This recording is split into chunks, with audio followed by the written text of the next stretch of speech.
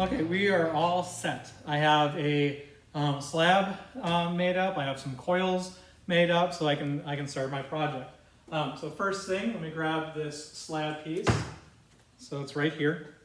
I already showed you the designs that I was working on, so I'm going to kind of demonstrate both of them so you can see how both of them can be, how they both can work. Okay, so for my design, there's two ways that I can start. So I have to decide which of the designs that I was working on in terms of how I can kind of play around with it.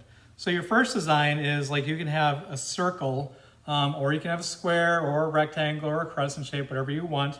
It's kind of up to you, but remember it does have to go up to that recommended, not recommended, but required 10 inches tall. So you can't have a base that's super small like this. You need to have something that's more along the lines of something like this, and I think this is about 4 to 6 inches in diameter at least when you're kind of playing around with it. So I'm going to open this up. Now I'm just doing a circle, and this is a pretty decent one. You can always grab something that you can find laying around like a lid or whatever that you want to kind of work with.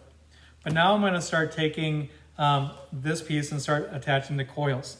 Now you have these serrated ribs that we use, and you go around the outskirt of this.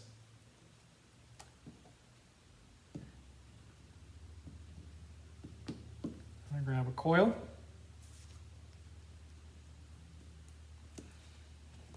Gonna get some water on here. I also want to score my coil.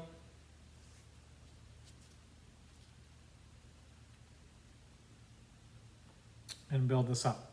Now I got to score along here as well. You don't have to score so much when the clay is pretty soft and pretty new. You definitely want to when you work your design out. You definitely want to when you are adding some, you have like the next day you work on it. So like in the video she was kind of saying is that once this gets bagged up, next day you come back, this just should be a little stiff and you want it to stiffen up. Otherwise, the whole thing will crush under the weight of what you build on top of this. Okay. Now I have this piece. I'm going to kind of go in and smooth the inside out because remember, every 3 or 4 that you go around the entire thing. Notice I did have paper down on here. Otherwise, it would stick to your board. So make sure you have some kind of a paper down on there. Now I'm not going to keep this. This is just more for demonstrations. But I do want to show you that you do need to smooth the inside out around the whole thing so you don't have any coils exposed. And this will hold it together. Otherwise, there's a very good chance that the thing will crumble on you as you get it done. If you go inside and smooth the inside off, you are a lot safer. I'm going to keep adding more coils on here. I'm just using the basic ones. This is not going to be pretty, because I want to show you how to add something that I just call our bridge on.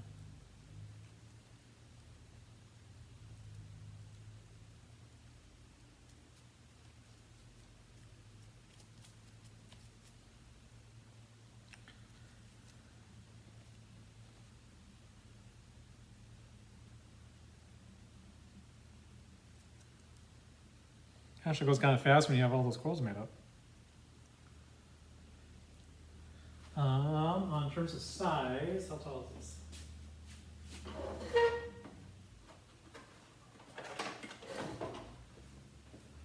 Currently this is 3.5 on that side, 4 inches on this side.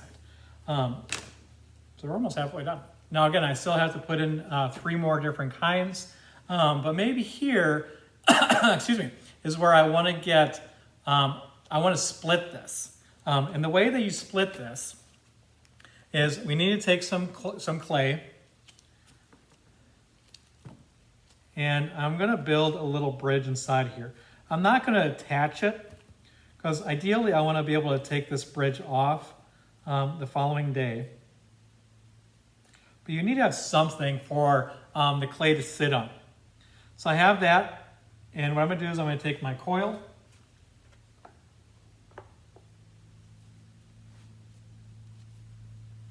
continue from this one, go across this bridge, and I need to kind of share that bridge with the other coil as well.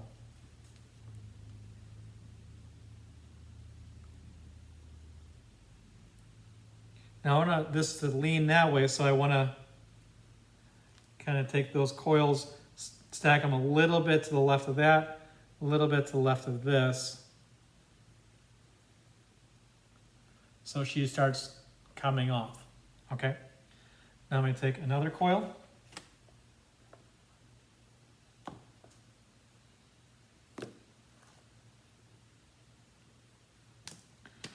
Oops.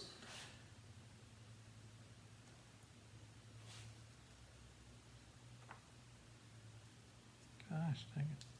There we go.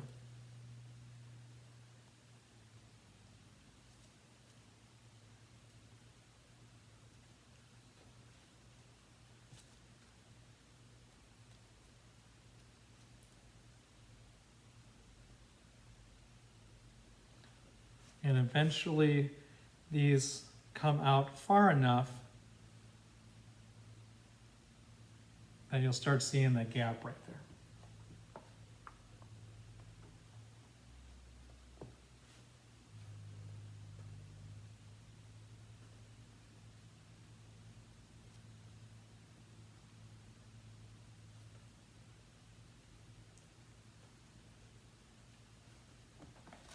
And last one for now.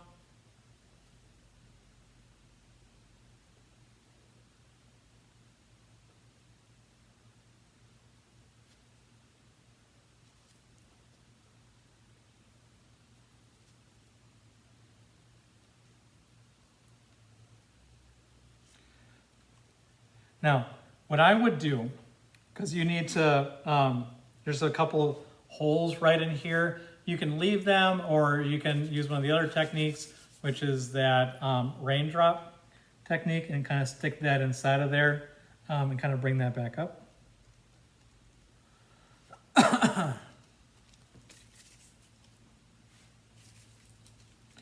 That's more like a golf ball size hail ball. There we go, it's better. So that kind of blocks those holes up. Is that I might want to take this up, bring it over, bring it this way. I mean, I could almost split this one as well. Now, you don't want this to collapse on you. So you really don't want to go, you know, like, you don't want to build it in a day.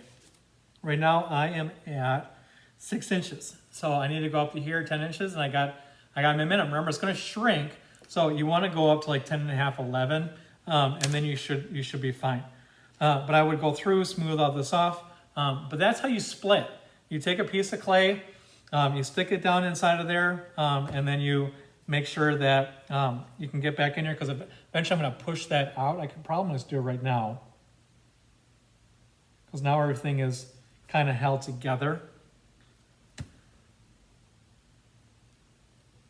Still pretty moldable. I mean, I could almost change my design. I could almost come up with something kind of weird. It doesn't always have to be, you know, perfectly round. But that's out, and this is definitely strong enough to be able to kind of hold that weight. Otherwise, let it sit in there for a day if you're a little nervous about it. If you feel like a side is collapsing down, you do the same thing.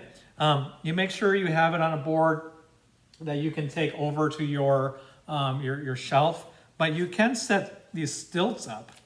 I've definitely done this quite a few times when I was in college, because I was really pushing the design. You know, even taking like a larger piece of clay here, just to kind of help keep it steady. And there's nothing wrong with that.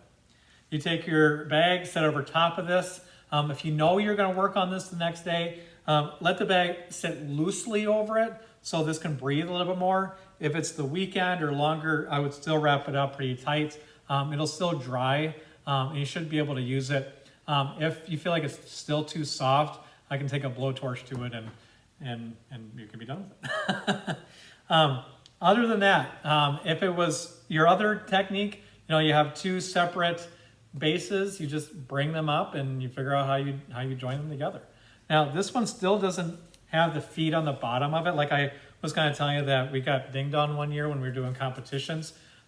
So once you feel like even now might be a pretty decent time, as I'm gonna pop these off, I just have 1, 2, 3, I think get kind of 4 balls of clay here that are relatively the same size.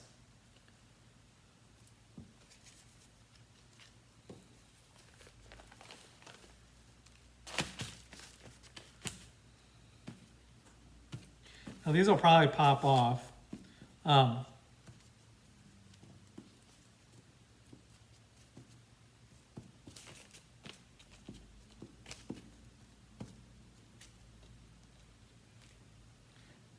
Yeah, that's not going to work right now. I will take that on. Other than that, good luck on the project. All these scrap pieces, just put back in the bucket that we reuse. Make sure all these rags are back on top of that bucket and it keeps all the clay moist. So good luck in your project. Let me know if you have any questions.